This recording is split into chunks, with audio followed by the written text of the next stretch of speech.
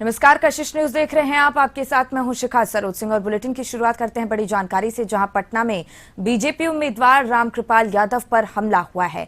मामला मसौढ़ी की आरजेडी विधायक रेखा देवी ने दर्ज कराई है और एफआईआर मसौढ़ी थाने में रामकृपाल के खिलाफ केस दर्ज किया गया है। तो भाजपा समर्थक 12 लोगों पर एफआईआर दर्ज की गई है। बूथ पर गाली गलौज, जाति सूचक शब्दों के इस्तेमाल करने का आरोप भी है। तिनेरी बूथ पर कब्जा करने का आरोप है। मारपीट पर उतारू होने का भी आरोप लगाया गया है। रामकृपाल ने भी एफआईआर दर्ज कराई है। विरोधियों पर हमला करने का आरोप है। गोली चलाने का भी आरोप लगाया गया है। तो ये बड़ी जानकारी आप तक पहुंचा रहे हैं पटना से। आरजेडी विधायक रेखा देवी ने एफआईआर दर्ज कराया है।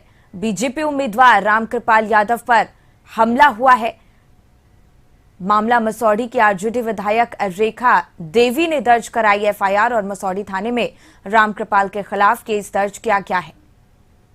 तो भाजपा समर्थक 12 लोगों पर एफआईआर दर्ज की गई है।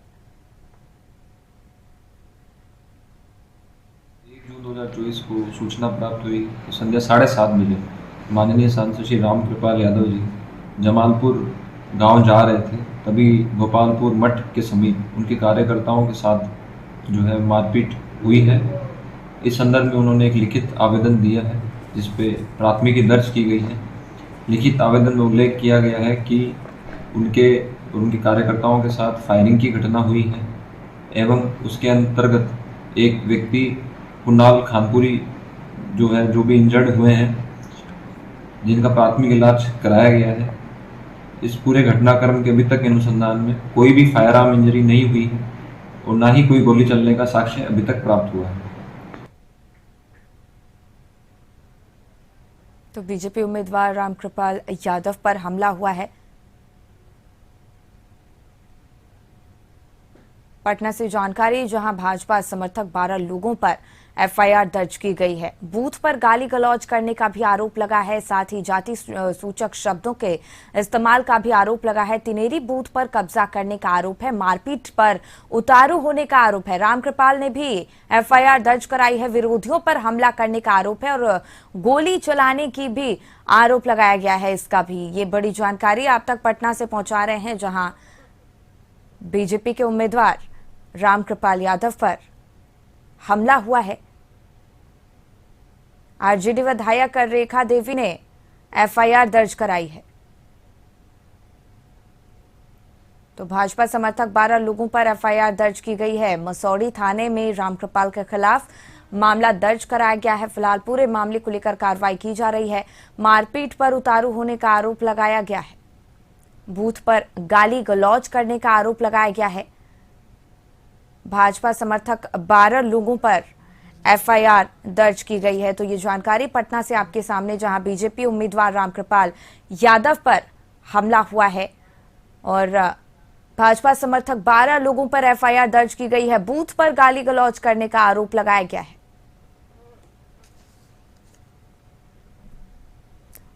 और इसी पर और ज्यादा जानकारी लिए आशुतोष हमारे सहयोगी जुड़ गए हैं। देखिए आशुतोष, बीजेपी उम्मीदवार रामकृपाल यादव पर भी एफआईआर दर्ज की गई है। दोनों पक्षों की तरफ से एफआईआर दर्ज करा दिया गया है। फिलहाल क्या कुछ अपडेट है मामले में? नहीं, एक थोड़ा संशोधन मैं करना चाहूंगा। बीजेपी उम्मीदवार रामकृपाल यादव पर एफआईआर नहीं है। ये एफआईआर रेखा देवी की तरफ से उन लोगों पर कराई गई है जो बीजेपी समर्थक हैं और जिनके साथ झड़प की घटना हुई थी। रेखा देवी का साफ तौर पर आरोप है कि बीजेपी समर्थकों ने उनके साथ अभद्रता की और जाति सूचक टिप्पणी का इस्तेमाल उन्होंने किया है, जिसके खिलाफ एफआईआर दर्ज कराई गई है। हालांकि आज सुबह हमारी रामकृपाल यादव से बातचीत हुई है। उनका साफ तौर पर कहना था कि रेखा देवी किस हैसियत से बूथ के अंदर जा रही थी और बूथ के अंदर किसी भी विधायक को प्रवेश की अनुमति नहीं है। तो ऐसे में बार बार बूथ के अंदर जाना कहीं ना कहीं संदेह पैदा करता था और रेखा देवी को इसका जवाब देना चाहिए और प्रशासन भी इसके लिए जिम्मेवार है कि आखिर कैसे एक विधायक बूथ के अंदर चला गया। इन तमाम सवालों के जवाब ढूंढने की कोशिश की जा रही है। सबसे बड़ी बात यह है कि एक फायरिंग की घटना की बात सामने आई कि रामकृपाल यादव पर फायरिंग की गई है। हालांकि पुलिस ने जो छानबीन की है प्रारंभिक तौर पर, उसमें साफ तौर पर एसपी ने इस घटना से, फायरिंग की घटना से इनकार किया है और उनका, एसपी का साफ तौर पर कहना है कि कई लोगों को इसमें पूरे मामले में दोषी बनाया गया है और वो फरार चल रहे हैं, उनकी गिरफ्तारी के लिए रेड चल रही है। तो दूसरी तरफ रामकृपाल यादव ने फायरिंग की घटना को वास्तविक घटना बताया है। अब सवाल ये उठ रहे हैं कि सच कौन बोल रहा है, क्योंकि पूरे मामले का अनुसंधान अभी चल रहा है और अनुसंधान के बाद ही तस्वीरें साफ हो पाएंगी। लेकिन जो पुलिस है, पुलिस के बयान रामकृपाल यादव से मैच नहीं कर पा रहे हैं, लेकिन रामकृपाल यादव अपने बयान पर अभी भी कायम है। तो अनुसंधान चल रहा है, देखना दिलचस्प होगा कि किस तरह की सच्चाई सामने आ पाती है। जी बिल्कुल आशुतोष, तो जिस तरीके से रामकृपाल यादव द्वारा लगातार ये बात कही जा रही है कि मुझ पर गोली चलाई गई है, और दूसरी तरफ पुलिस जो है, प्रशासन जो है, वो इस बात की बिल्कुल पुष्टि करता नजर नहीं आ रहा है, तो आगे किस तरीके से इस कार्रवाई को बढ़ाई जाएगी? नहीं, बिल्कुल। और चूंकि अब रेखा देवी की तरफ से एफआईआर हुई है, तो पूरे घटना की अगर कहीं वीडियो फुटेज सामने आते हैं तो उस वीडियो फुटेज के आधार पर कार्रवाई होगी। और चूंकि एक तस्वीर सामने आई है कि जो बीजेपी के समर्थक हैं उनके सर पर चोट लगी हुई थी, वो तस्वीरें वायरल हो रही हैं, तो स्वाभाविक तौर पर उस पूरे मामले को पुलिस अपने अनुसंधान में शामिल करेगी।